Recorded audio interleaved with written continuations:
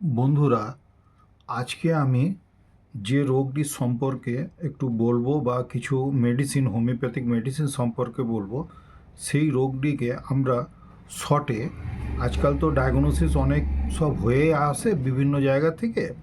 তো এটা গ্যাসের প্রবলেম থেকে হয়, গ্যাসের প্রবলেম বলে আমরা জানি আর কি। এবং যার শর্ট ফর্ম হচ্ছে জিইআরডি। জিইআরডি, গার্ড বা গ্যাস্ট্রো ইসোফেজিয়াল রিফ্লাক্স ডিজিজ এইটি বলা হয়। তো গ্যাস্ট্রো ইসোফেজিয়াল রিফ্লাক্স ডিজিজ এইটা বলতে কি বোঝায় সেটা আমি একটুখানি বলে দিই।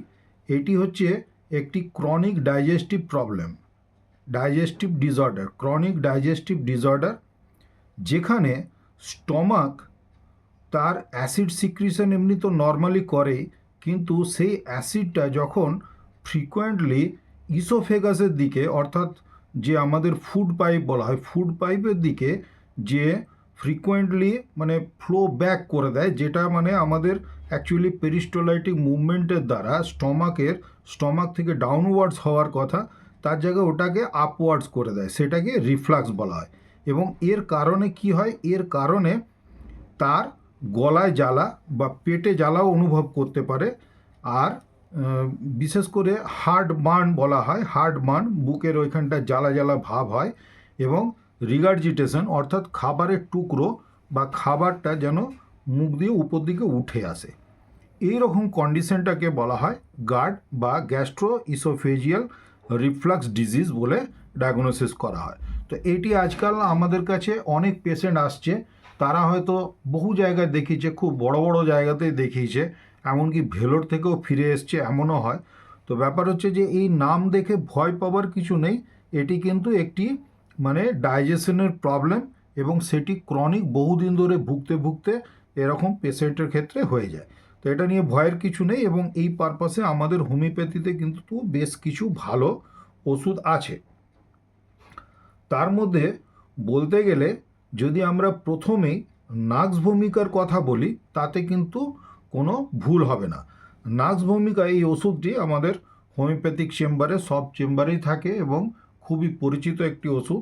এই ওষুধটি যদি ওই 30 পাওয়ারের 2 ফোঁটা করে বা 3 ফোঁটা করে সারাদিনে 3বার করে খাওয়া হয়, তাহলে কিন্তু এই ওষুধটি খুব ম্যাজিকের মতন কাজ করে।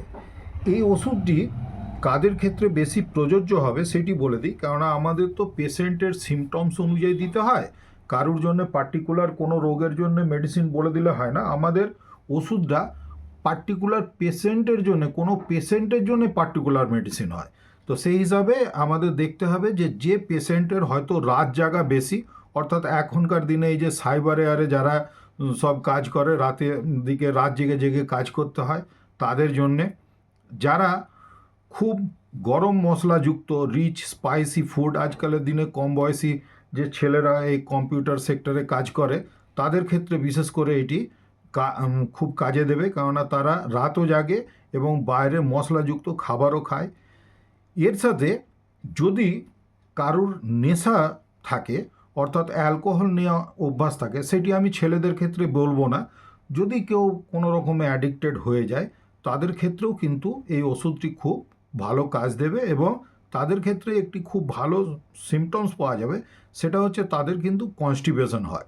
তাহলে রাত জাগা থাকছে এবং তারা গরম মশলাযুক্ত বা রিচ স্পাইসি ফুড খাচ্ছে, তার সঙ্গে কনস্টিপেশন থাকছে এবং ইনডাইজেশন, পেটে জ্বালা ভাব, বুকে জ্বালা ভাব, খাওয়ার পরে পেট ভারী ভারী ভাব, এই জাতীয় যদি সিমটমসগুলি পাওয়া যায়, সেই ক্ষেত্রে আমাদের নাক্সভোম ওষুধটি খুব ভালো কাজ করে। 2 নম্বরে আমি বলতে পারি পালসেটিলা।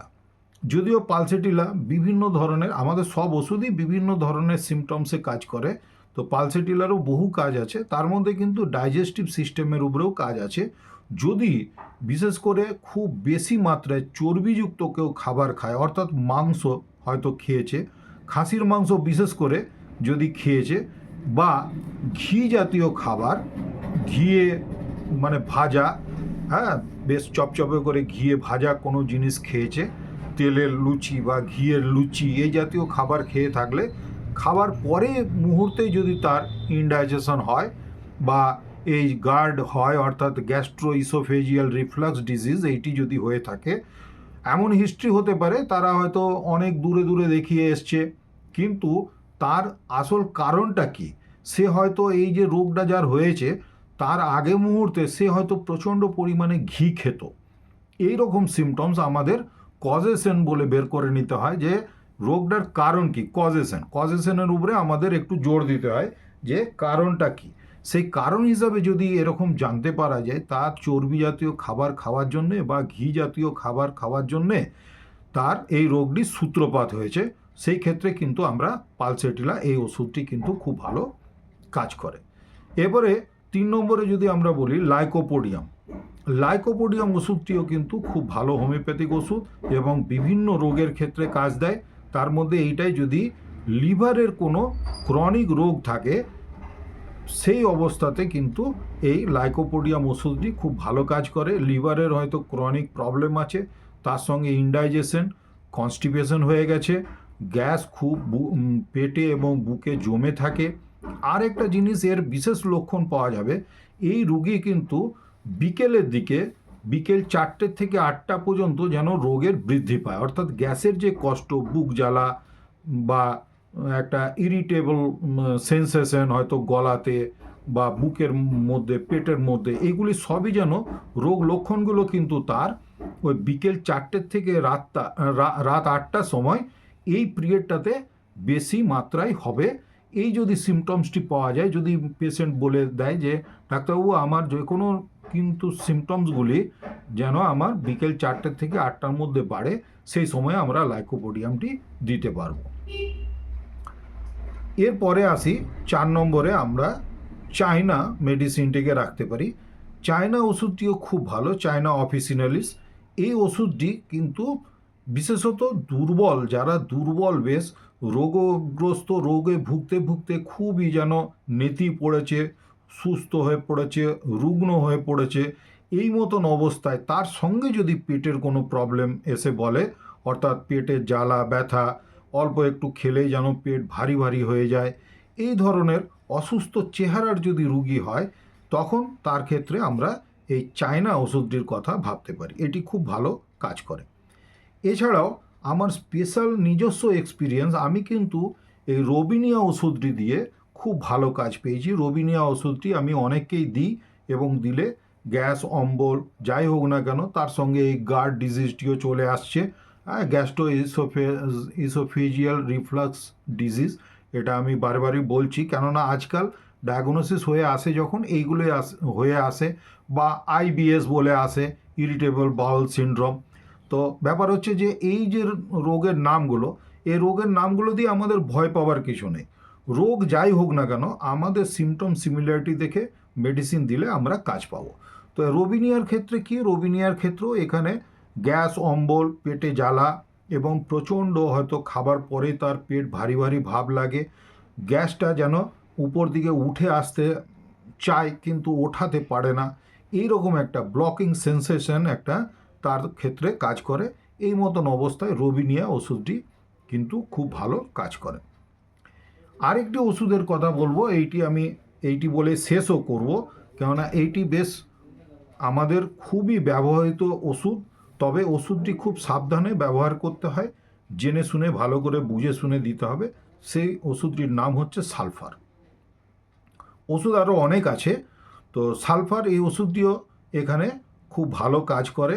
গ্যাস, অম্বল বা পেটে ব্যথা, যে কোনো ধরনের হয়তো আরও তার সঙ্গে আনুষঙ্গিক রোগ, সবচেয়ে বড় প্রমিনেন্ট সিমটমস হবে হয়তো কোনো স্কিন ডিজিজ চাপা দেওয়ার ফলে, অর্থাৎ স্কিন ডিজিজ হয়েছিল, অ্যালোপ্যাথির কোনো ওষুধ লাগিয়ে, মলম লাগিয়ে ঠিক করে নেবার পরে থেকে হয়তো তার এই এলমেন্টস বলা হয়, অর্থাৎ এই গ্যাসের প্রবলেমটা শুরু হয়েছে।